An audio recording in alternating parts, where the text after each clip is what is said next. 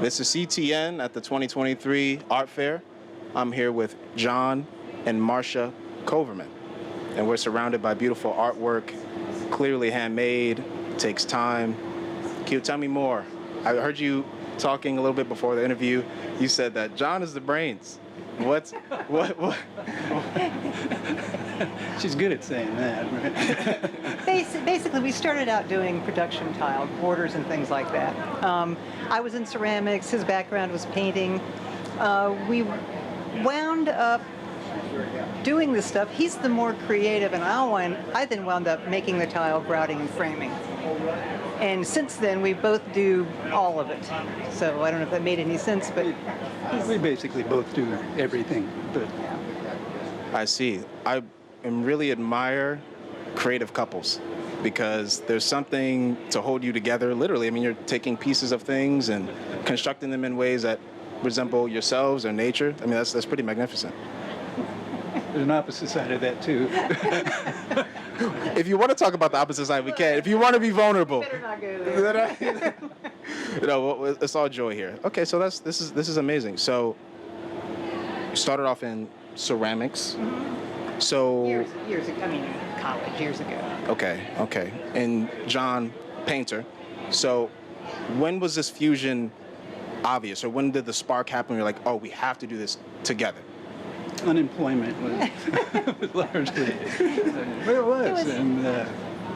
And he'd been teaching at the University of Cincinnati in the architecture department for design, just design. And his time was over, so we'd started rehabbing. We worked with tile in the bathroom, kind of thought out a few things, tried nippering, said, no, that's not it. So now we make our own tile, but that's kind of what the impetus was. And that's why we started out doing the border tiles, so we could make money doing that. It was a career, production tile for a long, long time. But this has only been the last few years. I see now. Okay, so we laughed at unemployment, but that's real. You got to make certain choices when it just got to get done. You got to do something. And I mean, I'm glad you did this. Unfortunately, unemployment was a trigger, but I mean, it's amazing work, right? This is awesome. So, talk to me more about your relationship with the art fair. We talked about the relationship y'all two have, but now we have this bigger vessel organism of people that come in and appreciate your work. Can you talk to me about some of the people that you remember, that you meet and see each year? And I mean, I see even one sold sign, so you got someone who really likes your work. I wonder if that's a person who already has bought your work. Like, what's the relationship like with the patrons of the art fair? Well, this is only our second year here. And what we found first thing this morning is there were a couple people, in fact, I think even before 10 o'clock, there was a woman who came and said, I saw this piece that was here last year and I wish I'd purchased it. Well, we didn't sell it last year, but we brought it back just in case somebody would ask, and she bought that piece. So this morning's been full of a lot of people who said, couldn't wait to get back to your booth, but it was, I told her that, there was a reason we brought that. We didn't, it was in the cards, it was in the atmosphere, it was, yeah. I'm certain it's because it's a distinctive medium that people remember the work, I think. They don't come back to see us. I think we can't separate the artist from the art, though. I mean, we sit over there. Y'all, behind that tree over there. No, I mean, I could see the joy y'all share together is clear in these pieces of work. I mean, that to me is just your smile, just captured in the tile. Both of your smiles, incredible. I love it. I love it. Wow. So you've only been here this is your second year? Yeah. And you are originally from where again? Cincinnati. So not too far. Okay. 4 hours. 4 hours, right. Okay. So for Ann Arbor as a whole, the city, there's a big trigger word that I hear a lot, and it's community. I'm very curious about what you think you could talk about the connection between Cincinnati and Ann Arbor, if there is one, or maybe the people that you've just found root you in Ann Arbor. What does that word mean to you? I don't have a clue on this one. You are editing this, right? Yes. It's all edited. We have done several public works, and then there's it does get a different audience and it's obviously a much broader audience. I can't really say what the reaction to the big projects is. You know, you really can't get a sense of what people think. But it's fun to do those. I mean, you know. Yeah, it's fun. There's a big projects with the public, so I can. Yeah. Oh, can I ask you about that? Where are these projects? I'd love to see. We have we have 3 pieces actually in the convention center, Cincinnati Convention Center. We've got one at UC, we've got one at they're permanent collections. University of Toledo, there's one downtown Cincinnati, an old barmaid on the side of a old Christian Moorline building. And a waterwork down on Eastern Avenue. It's a waterworks project, and it was some that was a pictures. Community. Actually, I didn't think about that, but that was a community project. You know, it was the neighborhood committees that they have got that together. So We were basically redoing old pictures. You know, we take from the 1930s, 40s, this street that had been there for a long time. Oh yes. But took old pictures and we put them on this flood wall for waterworks. So. Yes, that's indeed a community project. So you said commissions or people that you have to talk to make sure that you are representing their neighborhood correctly, the history. But that was a select group of people that we worked with there. What the broader community understands about it, or I really haven't got much of a sense, but it's, you know, that's cool. I mean, it's like, It's still there. That's good work. That's awesome work.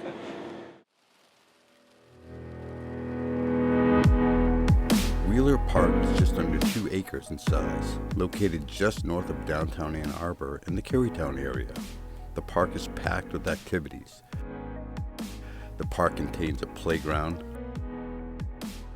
restroom building with water fountain, a walking, running skate track, basketball court, plaza with benches,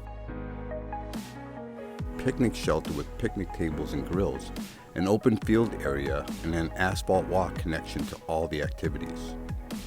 In 2020, the Allen Creek Railroad berm project was completed, resulting in a tunnel under the railroad to create a path that connects Wheeler Park to the Border to Border Trail. The trailhead is accessed at the corner of Depot and 5th Street at the crosswalk at the northeast corner of the park.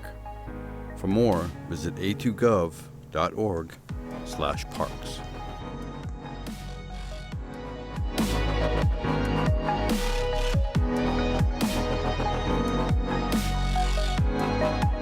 People are getting out to walk and bike in higher numbers. More vulnerable road users and higher speed traffic can be a dangerous combination. Crash severity has increased, so if you're driving, be sure to slow down and look for people. There's no need to speed. If you're biking, ride with traffic. If you're walking, avoid stepping into the road if possible. If you have to walk in the street, walk facing traffic. Learn more at walkbikedrivesafe.org.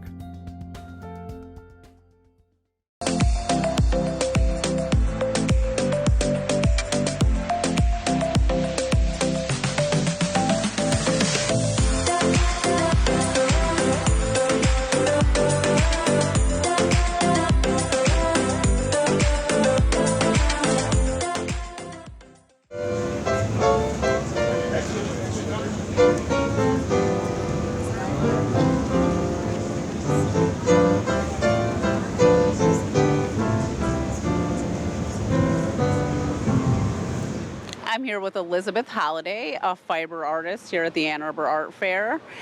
Why don't you tell us a little bit about the work you're selling here today, because it's a hot summer day, but you're selling some heavy jackets. It is, and I do this a lot. So I offer raincoats too, so that's gets my foot in the door with this time of year. This is a Japanese nylon, and it is waterproof.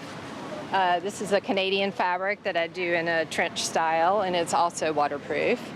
And then I kind of graduate to my cashmere and wool blends, and I have this great style with a cross back. And over here I have some pure cashmere pieces, and boiled wool, and some pieces with alpaca blends with merino boiled wool too. Yeah, those ones are my favorite. I love it. I love all like the leather sort of touch here. Like it just makes it look really cool. Is really slimming Yes. for everyone. Well, and that's what I noticed when I was looking at, because you have these beautiful photos like showcasing the jackets. And I'm like, these jackets would look good on any size. I try to make things that are flattering. I like tailored, so I continue to do tailored through the years. It's always in style, I think. Why don't you talk about, your colors that you choose, what you're attracted to? Probably European palette. It comes partly because I order from Italian mills my fabrics, so they have these wonderful kind of muted colors. I try to do bright colors occasionally, but it's definitely outside my comfort zone. I have a bright green and this purple color I'm trying out. Yeah. I will say, I have a 7-year-old daughter, and she loves the color purple, and I always sort of shied away from the color purple personally, but she has gotten me to love the color purple. I've actually fallen in love with it recently myself, so I understand. I totally understand. Yeah, I even wear purple glasses most of the time because she does, and she's like, can we wear the same color glasses kind of thing. So, I mean, I think it really, you need someone to open your eyes to it, and then when you see it. And try it on, and you're like, oh, I actually do really like this color on myself. Purple actually looks good on a lot of It really people. does. It's more neutral than it seems like it would be. Yeah. But I also like that, a lot of you do have that sort of muted palette, because then you could wear these jackets with anything. Right. That's the goal there. And talk about, your cuts and stuff. Are you changing it up throughout time? I do what we all like at this fair, probably fashion-wise, I call it slow fashion, and meaning that I'll spend a lot of time on the fit and the pattern of a piece because I want to carry it. I want you to have it for years and years and years. I want to keep reproducing it in different fabrics year after year. So I'll spend 6 months to a year developing a pattern so it fits really well. Wow, that's amazing that it actually takes that long. Because if you watch like a show like Project Runway or something, and they have like 2 days to make something. Heart attack on the show.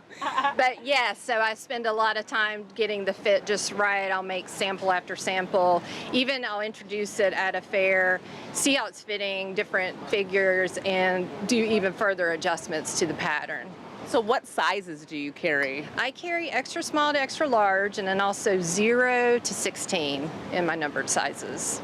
And like I mentioned, it is hot out here, but this is like a once in a lifetime chance to get stuff like this. So like it might be hot, but it's not going to be hot for very long, especially here in Michigan. Yeah, I have a lot of customers that'll come in and they'll go, there's no way I'm trying anything on, and then they will. Yeah, because like these jackets are beautiful, and if you don't get one now, I mean, you get to actually try one on when you're here and see how it looks. I do have a website, but yes, to actually put it on and feel how it feels is the best one. But I will say, if I were looking at your website, I would still be inclined to buy without being able to try on, because I can tell that they fit well. I can see it with the way really they hard lay. on that. Yes. Why don't you tell us what your website is? It's denovocoats.com, DENOCOATS.com. And then you have all that we have here and more, or about the same? I have a lot more styles. I have too much fabric and too many pieces on me. All coats, or? It is. I started in doing all sportswear years and years ago, but I decided I wanted to focus in and get really, really good at one thing. Well, I think that's like sort of the key to fashion design. I agree. Yeah, it's finding what you're really good at and sort of working with that and just keep getting better and better at that skill. I agree. Well, I hope you have an amazing art fair. I hope you sell a lot of beautiful jackets and coats. Thank you. And thank you so much for being on our show. Thank you. Thank you for interviewing me, and I love it here in Ann Arbor. Everybody's so great and nice.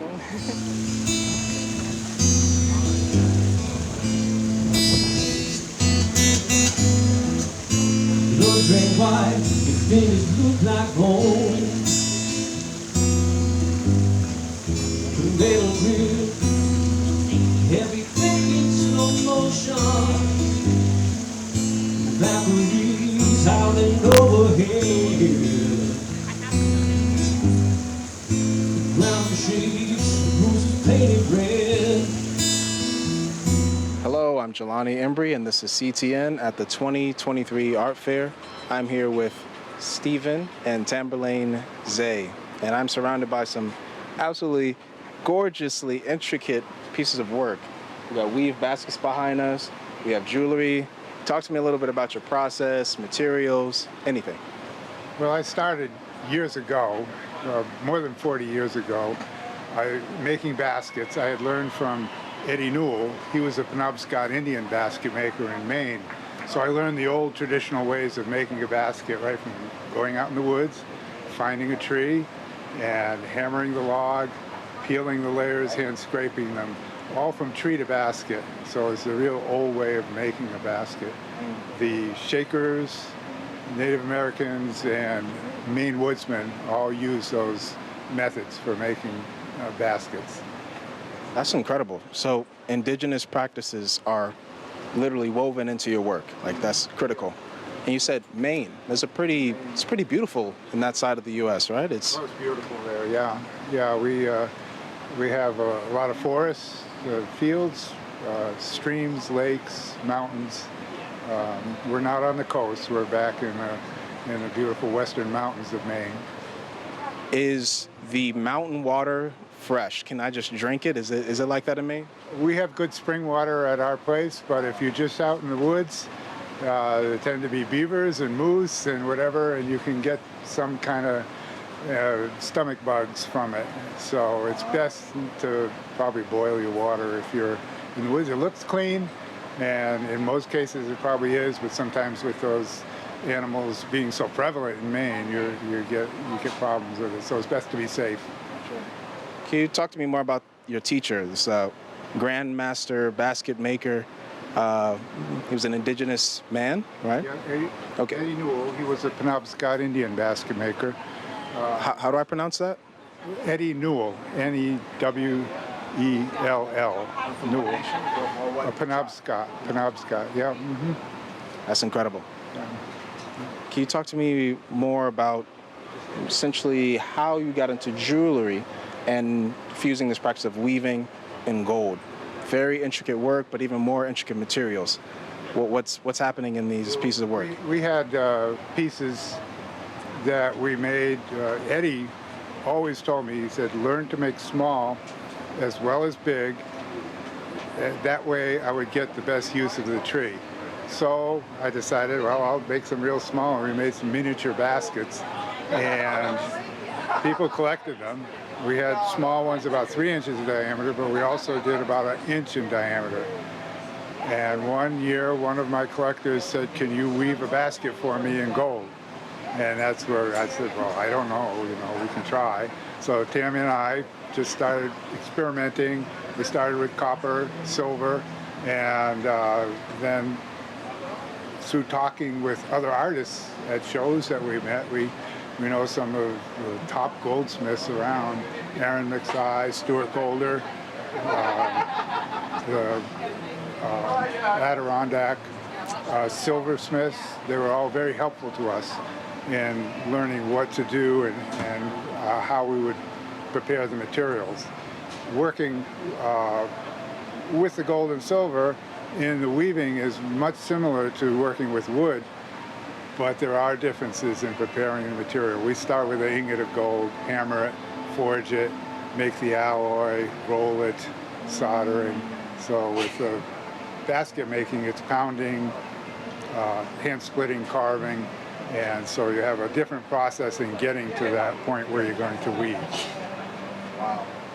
Wow, that's really incredible. You're working the gold into the material before you even have to make it, right? You have to make these thin strips, right? And they have to be a certain alloy. So you're mixing it with other types of metals. Yeah, you take 24 karat gold and melt it and mix it with copper and silver in the proper ratio, and you can balance it to adjust the color of your alloy, but basically 75% gold and 25% other metal will make 18 karat gold. That's incredible. So we were talking earlier, and you told me that you have been here since '91, the art fair, coming to the art fair since '91, correct? Our first show was in 1991, so yeah, we have enjoyed coming every year since then. Been very fortunate to get in each year. In the early years, we just had the baskets, and we would bring our display, a shaving horse, a log, pound it, make the materials right here, and weave on the baskets. So people really enjoyed seeing how that was done. That is truly amazing. I definitely would have loved to see that. I would have loved to see that. So, being here for over 30 years, right, coming to the art fair consistently, you've had to build a strong connection with people that are just fans of your work, fans of your process. Yes. How many people, if you could estimate, do you think you've connected with since that time? Like, that's 30 years of friendships. It would be hard to estimate. I mean, it's just, I don't know. Thousands. Thousands. You just have to say thousands. It would be hard to put any kind of number on it. So we really appreciate that people come year after year and come to see our work and to buy our work and support our work. Yes. Support, so critical, especially with thousands of people. Man, you can do anything with that many people. Can you talk to me a little bit about what it means for that many people to support you? And particularly, this is a word I'm asking every booth, every interview I do, what they think of this word. It's community. What does that feel like to you? What does that word feel like to you? You have, like you said, many people that just support you in what you do. Not only financial, but emotional, spiritual, social, critical as we go through life. So, well, one of the things that you do when you're working and do this kind of work, you're mostly alone at your studio. Well, it's Tammy and I, but it's a lot of work, and you just concentrate on doing the work, learning new techniques, perfecting what you've learned before, and to get out and see that people appreciate it, that's, that means a lot. It makes you feel good about your work and all the trials and whatever, because it never goes perfectly or smoothly when you're making pieces. Often at times it's a lot of work, and then you see you haven't done just right, and you come back and you work again and you keep working it until it comes right. A really big supporter is Ed and Mary Ellen Wall. They have put us up every year and fed us and the whole family. They have a large family. They've always been very supportive of us. Can you say their name again and give them a shout out? Edward C. Wall and Mary Ellen. Thank you so much for supporting these people. Thank you. And they're a big family. Yeah, they have wonderful children and grandchildren. Yeah, we get to know them, so yeah. That's incredible. It's an honor to know them. Yeah. I want to talk a couple more questions about the creative power of you two combined, because I know each person brings their own element of precision and work and passion to the table, and so when you come together, you unify. Now you have something really amazing. So, who does what? Who keeps who in line? Who? Sometimes it's not always peaceful in the studio, but when I'll do something and I'll think it's pretty good, and she'll look at it and says, well, you might need to do this, you might need to do that. So, she keeps me on my toes, and I think I do the same as well. There's always something in design, technique, construction, and how is that final result going to be? We're always thinking about who's going to own the piece, and we want it to be the best that it can be for that person who's going to live with and treasure a piece for many, many years. So, and even pass it down through generations. Pass it down to generations. That is very key. So you keep them in line, you keep them in check. You let them know, it's like, hey, you might want to do this, you might want to do that. That's good. That's good. That honesty is critical. This is beautiful work. Yeah. That's great.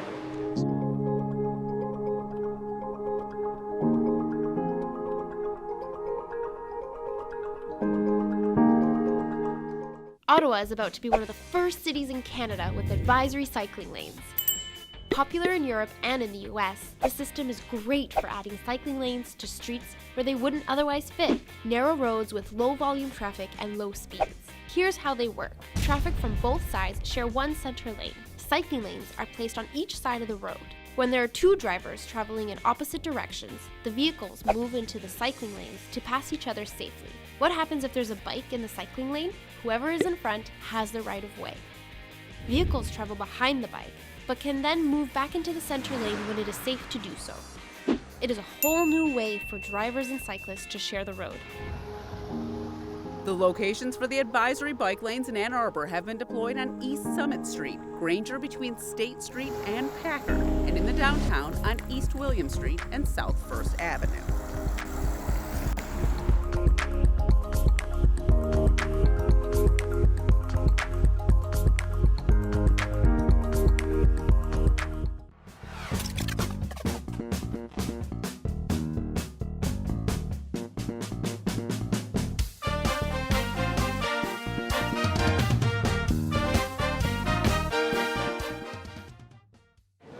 We're here with Jeff Beeler, a patron at the Ann Arbor Art Fair, and he just bought some work. Why don't you tell us a little bit about the artist and the work that you bought and what sort of attracted you? Okay, well, his name's Alex. He's from Tallahassee, Florida. The name of the series of art is Box Boy. So if you go online and look for Alex, Box Boy, Tallahassee, you'll find it. And so all the art has this character Box Boy, which if you notice, Box Boy is actually riding in a box. And it's all like things from his imagination.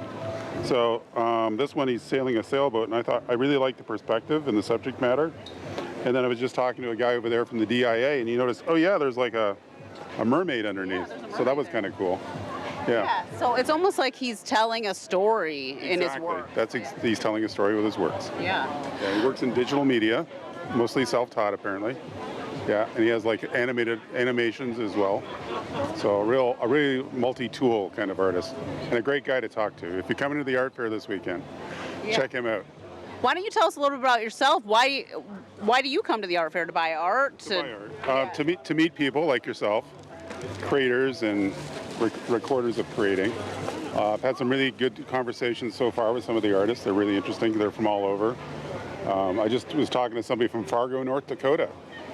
And then somebody from Walled Lake, right here in Michigan, and then people from other places as well. So it's I like that you mentioned that, because one of the things that you get from the art fair that you can't get from buying artwork online is that you actually get to talk to the artist. You get to interact with the artist personally. Yes, exactly. And you can, like, for instance, you look at that work and you can talk to the artist about all the nuances of that work that you cannot get. What influenced you? Yeah. It's a lot better. It's like an artist community for 3 days.